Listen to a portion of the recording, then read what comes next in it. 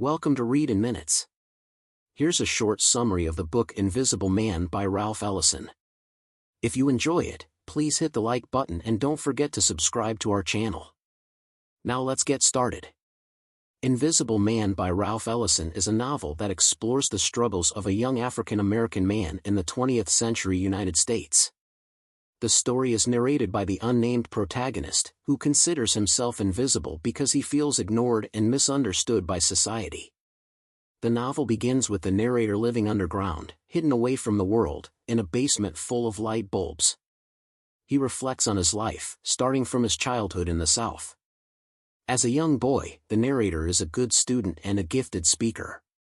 He delivers a speech at his high school graduation that impresses the local white leaders.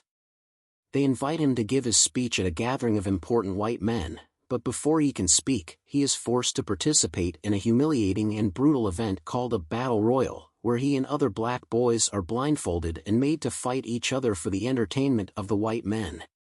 Despite this, he still gives his speech and receives a scholarship to a prestigious black college. At college, the narrator is eager to please the college president, Dr. Bledsoe, and the white trustees. One day, he is assigned to drive Mr. Norton, a white trustee, around the countryside. They visit a poor black sharecropper named Trueblood, who has caused scandal by impregnating his own daughter.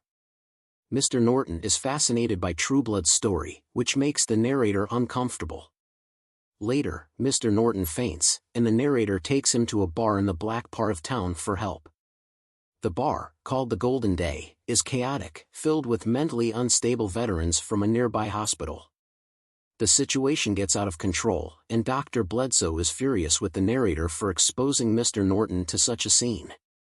To save face, Dr. Bledsoe expels the narrator but pretends to help by giving him letters of recommendation for jobs in New York. The narrator moves to Harlem, New York, and tries to find work with the letters Dr. Bledsoe gave him. However, he soon discovers that the letters are not recommendations but warnings to potential employers not to hire him. Feeling betrayed and desperate, he eventually gets a job at a paint factory called Liberty Paints, where the company's slogan is "Keep America Pure with Liberty Paints." This factory makes a paint that is pure white, symbolizing racial purity.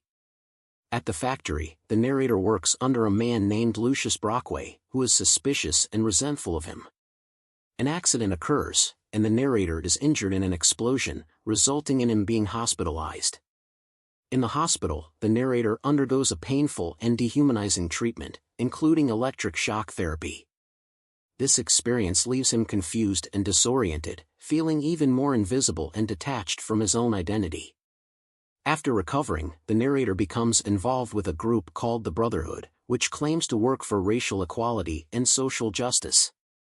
He becomes a prominent speaker for the organization, believing he has finally found a purpose in a community that values him. However, he soon realizes that the Brotherhood is using him as a token and does not truly care about the black community. The Brotherhood sends him to speak at the funeral of a black man named Clifton, who was killed by the police. Clifton had been selling Sambo dolls, which are racist caricatures, as a form of protest.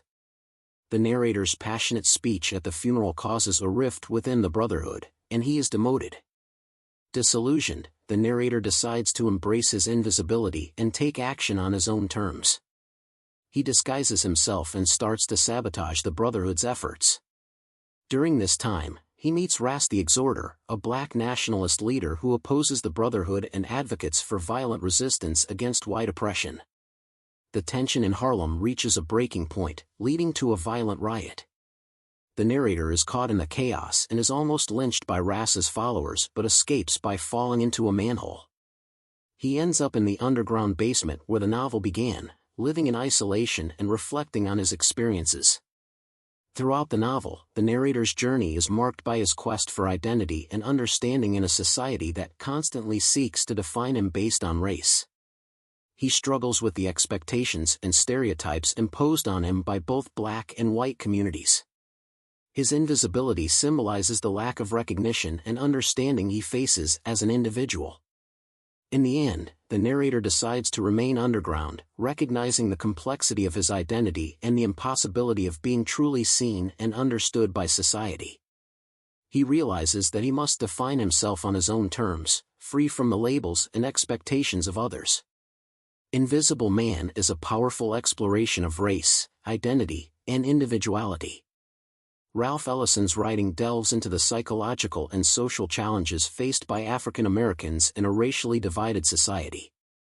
The novel's rich symbolism and profound themes make it a significant work in American literature, highlighting the ongoing struggle for equality and self-acceptance.